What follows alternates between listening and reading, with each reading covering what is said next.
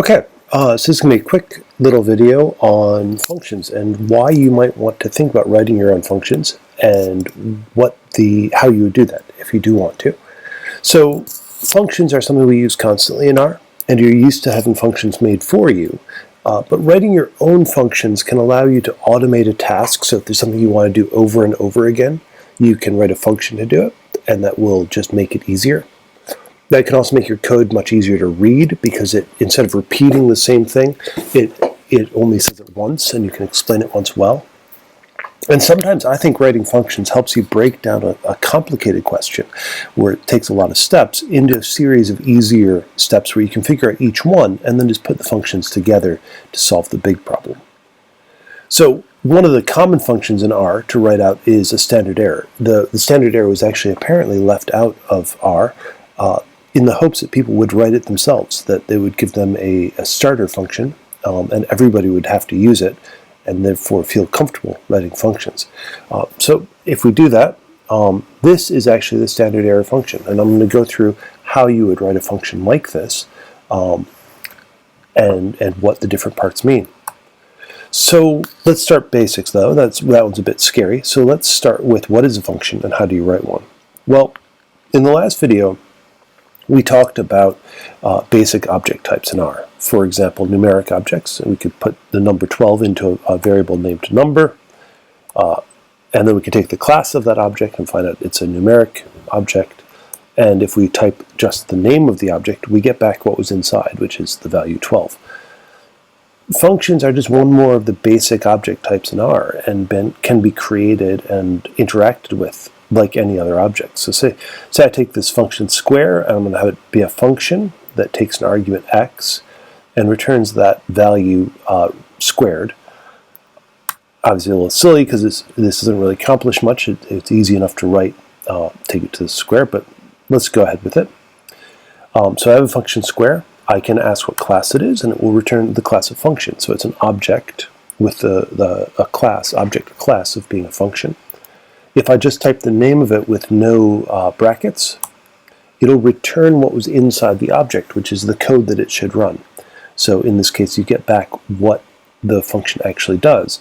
And if I want to run the function, I just put brackets after it and a value, and it does what I asked it to. It calculates the square of 4 and returns it as a value.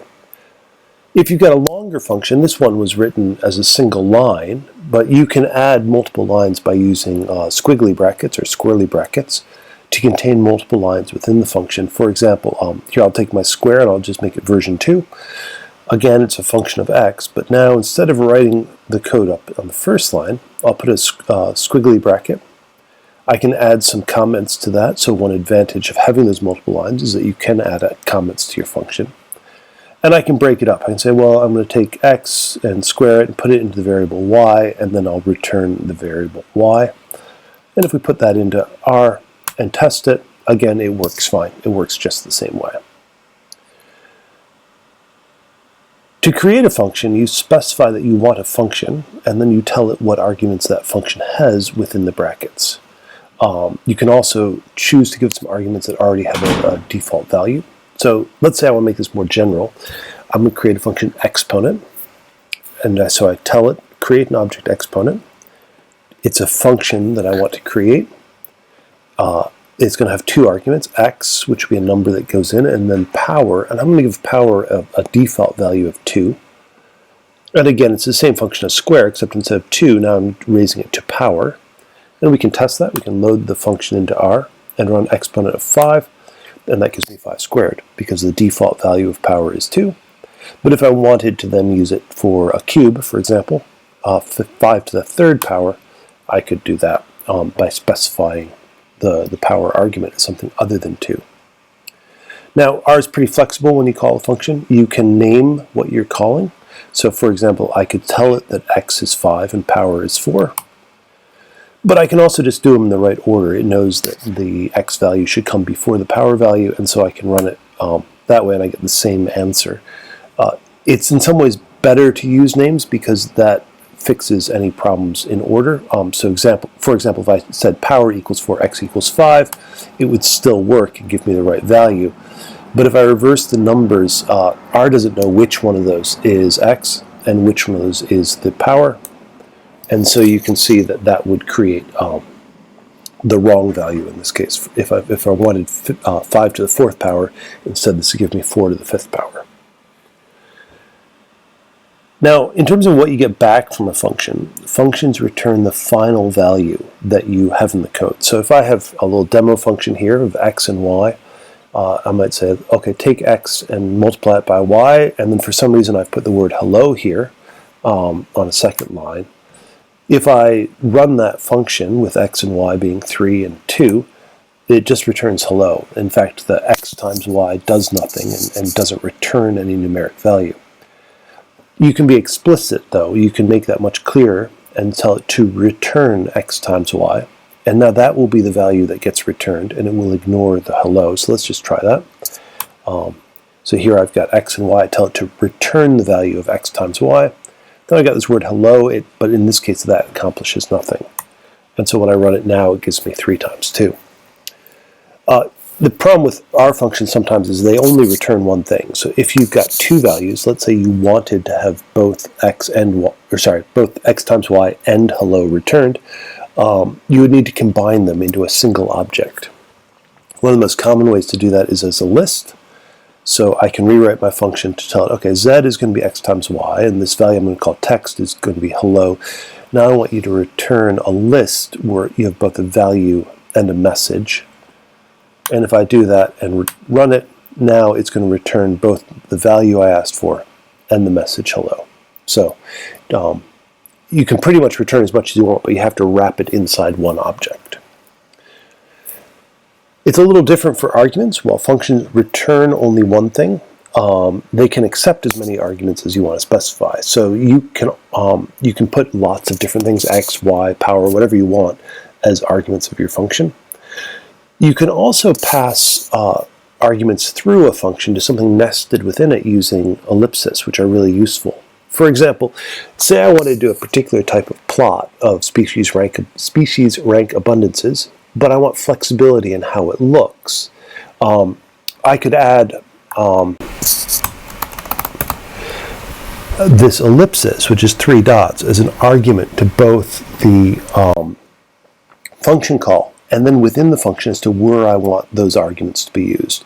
So in this case, I've got a function rank abundance, which takes an argument x. That would be my species abundances. And then I've put this ellipsis. My function is just to plot the call sums of x in a decreasing order. So that's a normal rank abundance. And there's some things I want to specify. I want to specify that it's going to be log on the y-axis, because that's standard for rank abundance diagrams. And I'll put the labels on, the x label and the y label. Maybe I should type them right, abundance.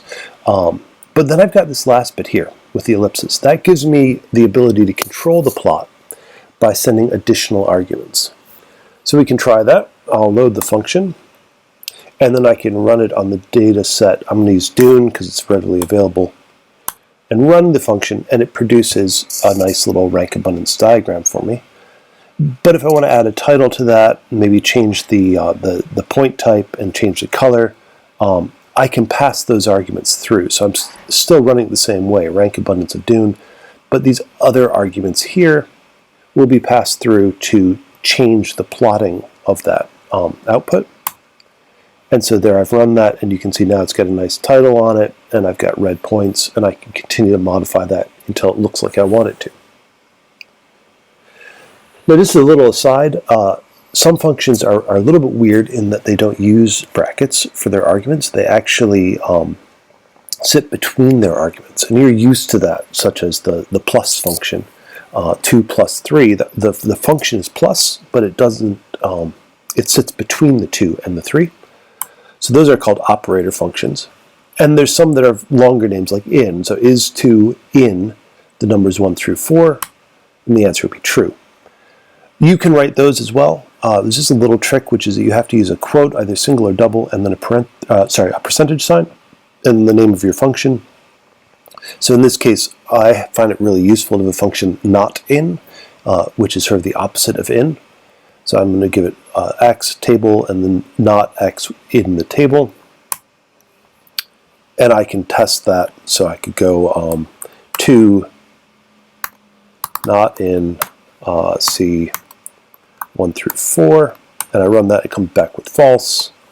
And I could also do to not in 3 or 4 to 40, and that comes back true. So just one additional way you can write functions. It should be clear now, if you were to go back to the start of this little video, if you looked at standard error, what it's doing, that it's a function of x. It's got another argument, NARM, which is set to false as the default value.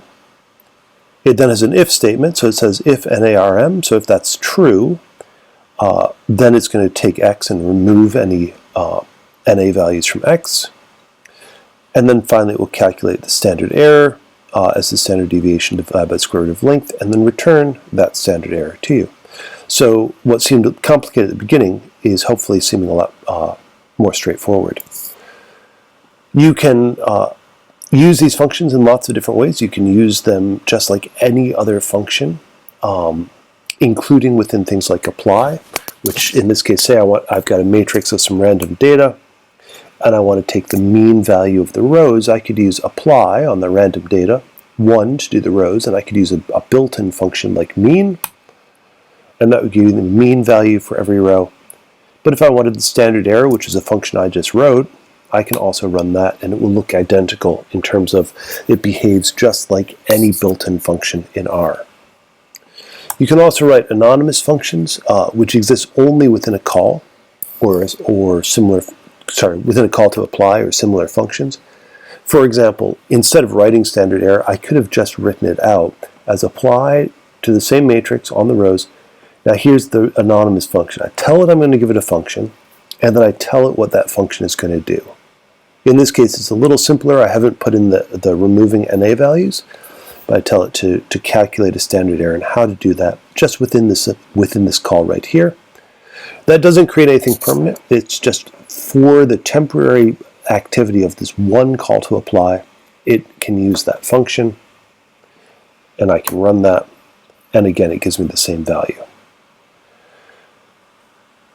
Understanding that functions are just objects is great, because it means that you can write your own functions and you can sort of take charge of what R is doing, but it's also a useful thing if you ever need to understand existing functions.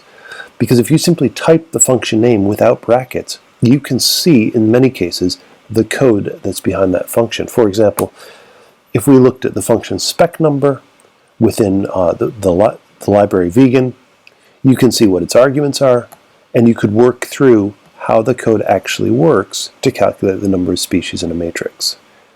At least for simple functions, this can sometimes help you write your own modification of the function, or at least better understand what the function is actually doing to your data. That's it for now. I hope that's useful. I think we'll certainly have some application when you start looking at Monte Carlo simulations in class next week. Cheers. Talk to you later.